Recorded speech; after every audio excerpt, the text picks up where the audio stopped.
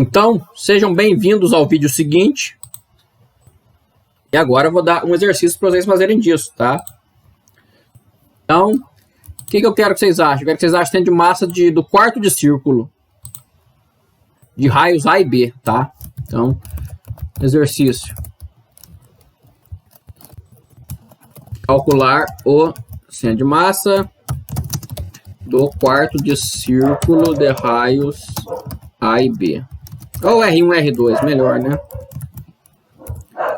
R1 e R. Vou desenhar para ficar bem claro o que eu estou pedindo, tá? Então, de vez de ser um semicírculo, é só o quarto de círculo. Ele tem raio A e B, quer dizer que ele é vazado no meio, né? Então é isso aqui, ó. Aqui está o raio R1, aqui está o raio R2, então esse aqui vale R1, esse aqui vale R2, ele é só o quarto de círculo. E aonde está a massa dele? A massa dele está só aqui, ó, no meio. Então o que vai mudar disso aqui em relação ao primeiro? Primeiro você tem que achar a área disso aqui, não é direto, né? Não dá para você fazer de cabeça. Você achar a área, né? E os limites de integração muda. Só. O resto é igual.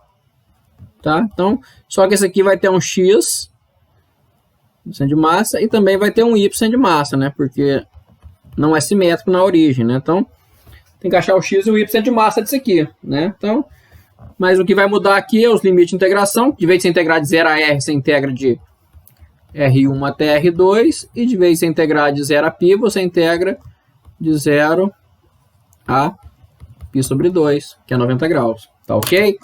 Só isso. Tá? Então, façam aí. Importante fazer. Vai cair na prova.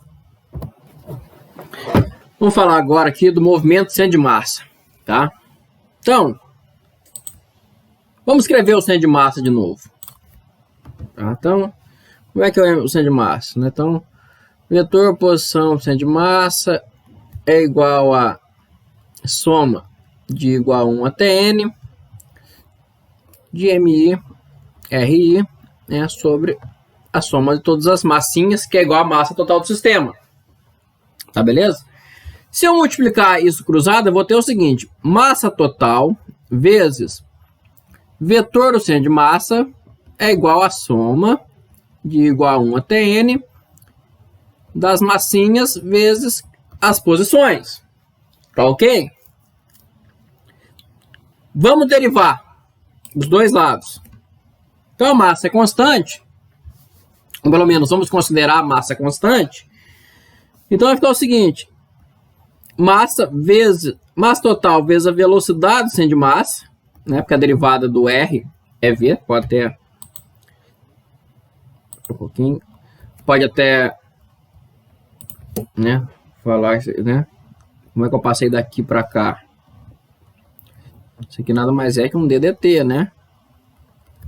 Então, massa total vezes a velocidade do centro de massa é igual a soma das massinhas, igual a 1 até n, de MI VI, né? Também, né? Mesma coisa.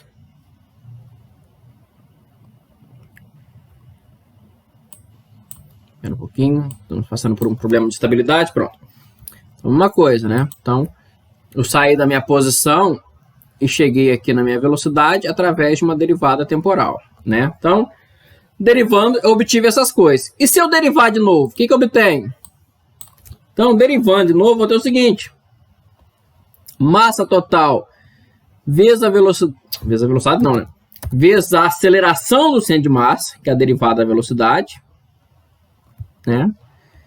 É igual a soma de igual a 1 até n de MI AI, né? Então, também, né? Passei daqui para cá através de uma derivada, né? Então, fui derivando e obtive que a massa total vezes a aceleração do centro de massa é igual a soma das massinhas vezes as acelerações. Mas o que a segunda lei de Newton diz? Ela diz que a massa vezes a aceleração é igual a resultante das forças, tá? É igual a soma de todas as forças que agem no sistema. Então, posso escrever assim: massa total vezes aceleração do centro de massa é igual a soma de todas as forças, tá? Soma de todas as forças que agem no sistema. E aqui eu vou dividir essas forças em duas partes, tá? Que é igual a soma de todas as forças externas ao sistema, tá? Por exemplo, tem várias bolas ali, vários objetos, né? E aí tem a força gravitacional, ou tem um campo elétrico externo, tá? Ou tem alguém empurrando esses corpos assim com a mão, né? Ou, sei lá, Deus tá lá assim, mova-se, tipo Mar Vermelho, tá? Essas são as forças externas, mas também tem forças internas, tá? Quais são as forças internas? São as forças que os objetos fazem uns nos outros, tá? São as forças que o objeto faz no outro. Por exemplo, se for vários, imagina que um caso bem simples, sejam vários ímãs, né? Então, um polo norte empurra o polo norte do outro ali, porém atrai o polo sul do outro ali, tá? Então, ou várias cargas elétricas, né? Então, as cargas de mesmo sinal, elas vão querer se afastar e as cargas de sinal opostos vão querer se atrair, tá? Então, eu tenho isso aqui. Massa total vezes aceleração do centro de massa é igual a soma das forças, que tem forças internas, mais forças externas. Vamos escrever assim. É igual a soma de todas as forças externas. Como as forças internas são forças que um faz no outro, eu posso escrever assim: a soma de diferente de J, né, porque um corpo não vai fazer força nele mesmo, de Fi de J, né? Então, é a força no corpo 1, por exemplo, devido ao corpo 2, ou a força no corpo 50 devido ao corpo 4, né? Então, a massa total do sistema vezes a aceleração do centro de massa, ela é igual à soma de todas as forças externas mais as forças internas, que é as forças que os corpos fazem um com os outros, tá? Porém,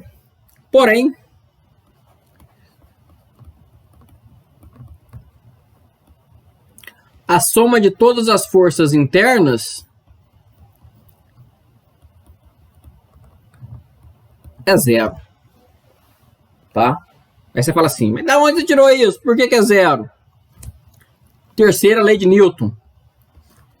Eu vou ter a força que o corpo I faz no J, né? A força que o corpo I sofre devido ao J. O que a terceira lei de Newton fala? Isso aqui é exatamente igual a menos ao FJI. E como eu estou somando todas as forças, ou seja, eu vou somar a força que 1 faz no 2, mas também vou somar a força que o 2 faz no 1. E na hora que eu somar essas duas, elas se cancelam, tá?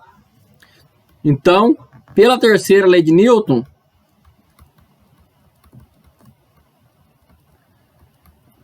num sistema, né, de N partículas, né, as forças internas delas sempre se cancelam. O que isso significa? A massa vezes a aceleração do centro de massa é igual a simplesmente a soma das forças externas do sistema, tá? Ou seja, forças internas não podem provocar nenhuma mudança no centro de massa. E isso é importantíssimo. Vamos escrever para deixar bem claro, tá? Então, escreve aí, né? Como vimos aqui, escreva no seu caderno também, né? Forças, a soma de, vamos botar bem claro, a soma de todas as forças internas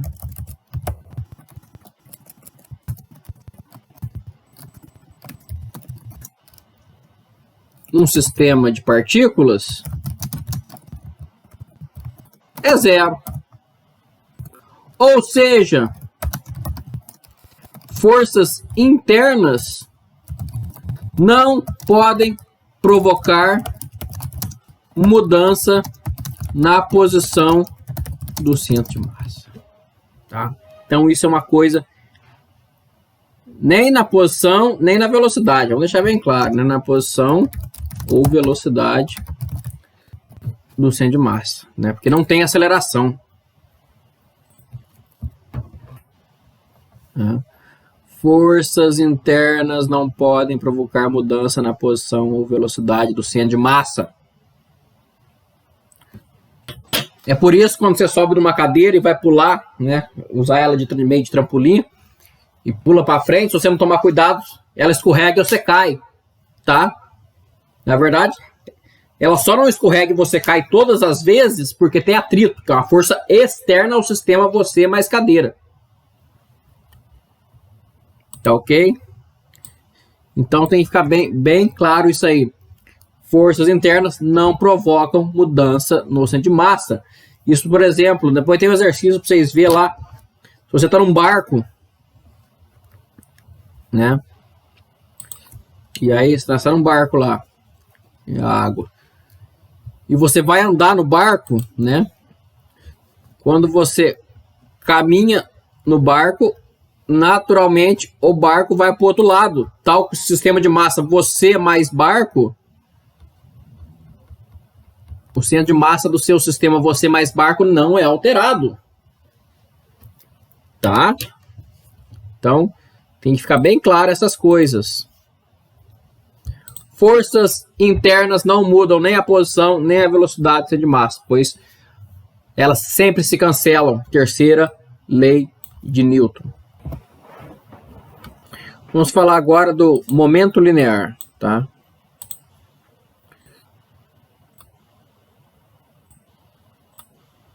Eita. Vamos lá. Momento linear. O que é o momento linear? O momento linear é o momento da massa, tá? Em relação à velocidade, tá? Quando eu falo é o momento tem uma definição física que está relacionado com o produto. Então, o produto da massa pela velocidade, tá? Só que ele não é o único momento que existe. A gente tem momento linear, a gente tem momento angular, tem momento de inércia, tá? Tem vários momentos em física que são importantes, tá? Então, o momento linear é o momento da massa pela velocidade, tá?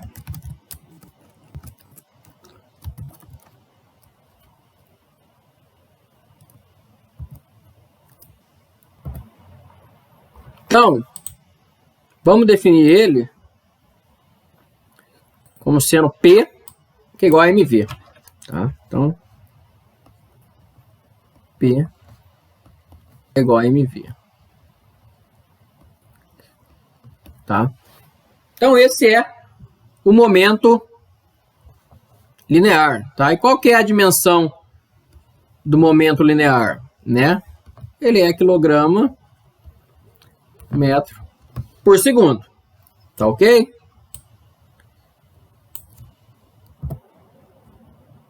E por que o momento linear ele é importante? Vamos derivar ele. Então, se eu calcular a derivada temporal do momento linear, é o DDT do mv. Agora, quanto que dá o DDT do mv? Se a velocidade, se a massa não varia, isso é ma. Ou seja, segundo a lei de Newton, me diz que isso é a força. Então, uma maneira de reescrever a segunda lei de Newton é essa. A variação temporal do momento linear é igual à força resultante que age sobre uma partícula. Tá? Isso é para uma partícula só. Vamos ver agora um sistema de partículas.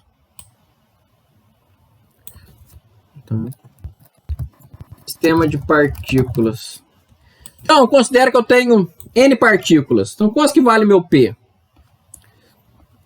O meu P vai ser a soma de todos os Pzinhos que tem ali, tá? Então, meu P é P1 mais P2 mais P3 até Pn.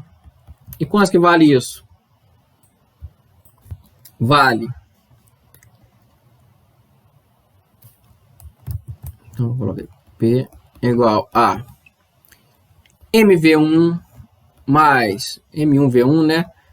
M2V2 mais M3V3, etc. Tá? Porém, o que a gente já viu, né? O que é isso aqui, M1V1, M2V2, né? Se a gente voltar lá para o centro de massa, a gente sabe que isso é a massa total do sistema vezes a velocidade do centro de massa, né? É só derivar.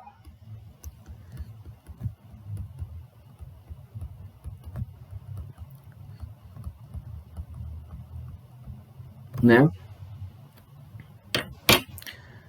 Logo, o momento linear de um sistema de partículas é exatamente igual ao momento linear do centro de massa, considerando a massa total do sistema, tá? Então, vamos escrever isso aí. O momento linear de um sistema de partículas é igual ao momento linear do centro de massa com a massa total do sistema, tá? Então, o momento linear de várias partículas é igual ao movimento do centro de massa, tá? Então, lembra que eu falei para vocês que o centro de massa era extremamente importante? Né? A gente vai vendo as importâncias dele agora. E se eu derivar o momento linear agora, quanto que vale meu dp dt? Vale isso aqui, o ddt da massa total vezes a velocidade do centro de massa, que é igual a massa total vezes a aceleração do centro de massa, que por sua vez é igual a somente as forças externas, porque as forças internas se cancelam, porque ela vem aos pares, como a gente já disse. Tá? Então, a variação do centro de massa de um sistema é igual às forças externas que atuam no sistema. A variação do momento linear de um sistema de partículas é igual às forças externas que agem no sistema. Tá? Forças internas não podem mudar o momento linear do sistema como um todo, né, ao mesmo tempo, também não pode mudar o momento linear do centro de massa. Tá? Então isso é uma coisa muito interessante. Por que isso é uma coisa muito interessante? Por causa de uma coisa muito simples.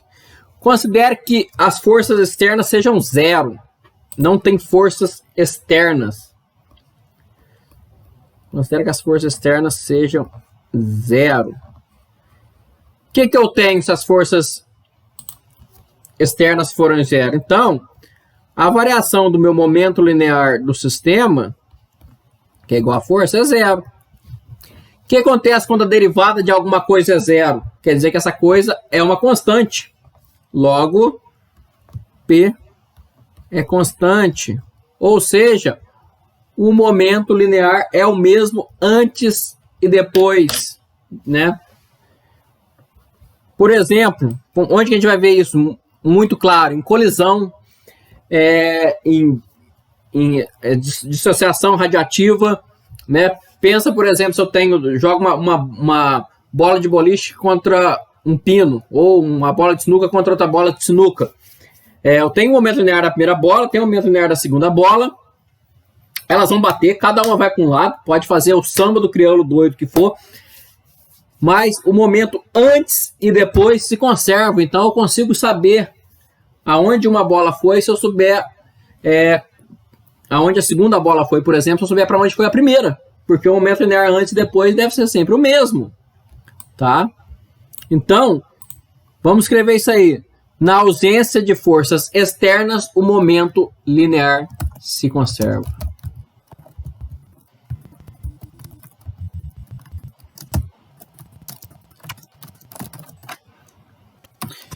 que mais que a gente pode saber, né? O que mais que a gente já viu, né? Assim como o que? A posição do centro de massa. Então, as posições do centro de massa não mudam. E o momento linear não muda se não tiver forças externas. Isso aqui é o que a gente chama de conservação do momento linear. Tá ok? Então, pode até escrever aí. Isso é a nossa queridíssima conservação do momento linear, tá? Então, coisa importantíssima em física, tá? Você obtém muita coisa em física só com isso. Por quê? Por exemplo, igual eu disse do exemplo das bolas de sinuca batendo uma na outra. A gente não sabe a forma exata da força que uma bola exerce na outra, né? A força ali é complicada, né? Tem uma certa deformação da bola, tem uma parte da energia que é dissipada em forma de onda sonora, que você escuta esse barulho, né? Mas mesmo a gente não sabendo os detalhes, a gente consegue saber o movimento seguinte, tá? Então você joga uma bola na outra, você não sabe exatamente como isso uma vai se interagir com a outra, mas a partir do momento que a primeira bola saiu, você consegue calcular todas as informações da segunda bola. Por quê? Porque você sabe que o momento linear se conservou, né, nessa colisão, tá ok? Vamos dar dois exemplos aqui, tá? Para isso ficar bem claro. Vamos considerar o seguinte. Considere que uma bomba de 1 kg é lançada, vamos colocar assim, do chão, fazendo um ângulo de 45 graus e com velocidade de 60 metros por segundo. Então você lança a bomba assim, né? No meio do caminho ela explode. No meio do caminho ela explode. E um pedaço de 200 gramas cai a 2 metros do ponto de lançamento, onde cairá o pedaço de 800 gramas. Tá ok? Vamos desenhar isso aí. Então eu vou lançar a bomba. Aqui está o meu X. Então, eu lancei a bomba. Ela ia fazer isso aqui, ó. Peraí, deixa eu fazer mais perto. Então ela ia fazer isso aqui, ó. Ela ia sair daqui e ia cair aqui. Se ela fosse um tijolo. Mas ela é uma bomba, então ela explodiu. Então, em algum lugar aqui ela explodiu. Pá. Bum. E aí um pedaço de 200 gramas caiu a 2 metros, tá? Um pedaço caiu aqui. A pergunta é, aonde caiu o outro pedaço de 800 gramas? Onde que ele caiu? Tá? Beleza, como é que a gente faz isso? Primeira coisa que a gente tem que reconhecer. A explosão da bomba é uma coisa totalmente interna. É só da bomba. Não tem nenhuma força externa atuando na bomba. Então, como é uma força interna, forças internas não mudam a posição do centro de massa. O centro de massa vai cair exatamente no mesmo lugar que ele cairia se não fosse a explosão. Ou seja, a posição do centro de massa não muda. Então vamos descobrir onde caiu o centro de massa. Tá? A primeira coisa é descobrir onde caiu o centro de massa. Como a gente descobre isso? A equação lá da trajetória, né? Δy é igual a tangente de θ vezes um Δx menos G Δx ao quadrado sobre 2V0 ao quadrado cosseno ao quadrado de θ, né? Se eu não me engano, essa é a equação da trajetória.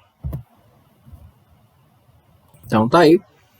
Vamos calcular onde vai cair o centro de massa. Como o centro de massa ele vai ser, não é modificado pela explosão, era igual se eu lançasse um tijolo. Então o ΔY é 0, que vai voltar para o chão. Então, 45 é 1. Então, aqui é ΔX só. Aqui é menos 5 vezes ΔX ao quadrado sobre V0, 60, vezes o cosseno de 45 ao quadrado, tá? Então, isso vai dar o quê? ΔX menos 5 ΔX ao quadrado sobre, aqui você faz na calculadora, dá 1800, tá? Isso é igual a 0, né? Porque a altura final é igual ao inicial. Logo, o que eu tenho? Eu tenho que 5 ΔX é igual a 1800. Então, o meu ΔX deu 360 metros, tá? Então é aqui que vai cair o meu centro de massa. O meu centro de massa não vai mudar porque a bomba explodiu. Tá? Está a 350 metros. E agora? Agora eu jogo na forma do centro de massa. Então, posição do centro de massa é igual a 360, né? Que é igual a massa 1, 200 gramas, vezes posição 1, 2 metros, mais massa 2, 0,8 vezes posição 2, x2 é o que eu quero descobrir, tudo isso dividido por 1, né? Logo, quanto vai dar isso aqui? 0,8 x2 é igual a 359,4, né? Que 2... Não, como é que é? 0,2 vezes 2 é 0,4, então 309,6, né? Então, x2 é igual a 449,5 metros, tá? Então, caiu a 449 metros do lançamento, beleza? Então, é assim que faz, tá? Que mais? Qual outro exemplo eu posso dar aqui para vocês? Vamos considerar o seguinte. Seja um núcleo radiativo, seja um núcleo de urânio radioativo de massa 238, 235, 235 unidades de massa atômica.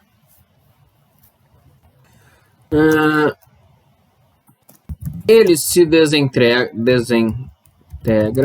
em uma partícula alfa de massa 4 unidades de massa atômica e um núcleo de massa 231, né? Tem que ser unidades de massa atômica. Se a partícula alfa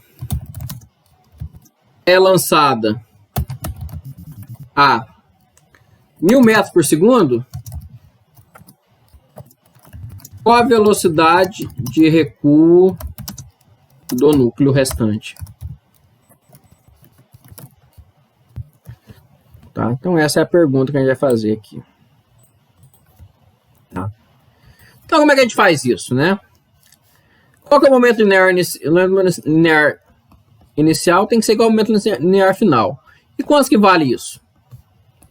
Vale 0, né? O núcleo está parado, né?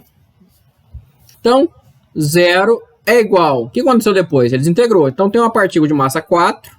Não importa muito a unidade aqui, porque todo mundo vai estar multiplicando pela mesma, tá? Então, 4 vezes 1000, mais uma partícula de massa 231, vezes a velocidade de recuo, né? Logo, a velocidade de recuo é menos, tem que ser menos, vai para o outro lado, 4.000 dividido por 231, tá? Que dá menos 17,3 metros por segundo, tá? Mais ou menos. Então é assim que a gente faz o exercício, tá bom? Então é para isso que serve o sistema de massa, para isso serve o aumento linear. No próximo capítulo a gente vai ver só colisão, então isso aqui vai ser aplicado ao extremo, tá? Então é bom ir guardando essas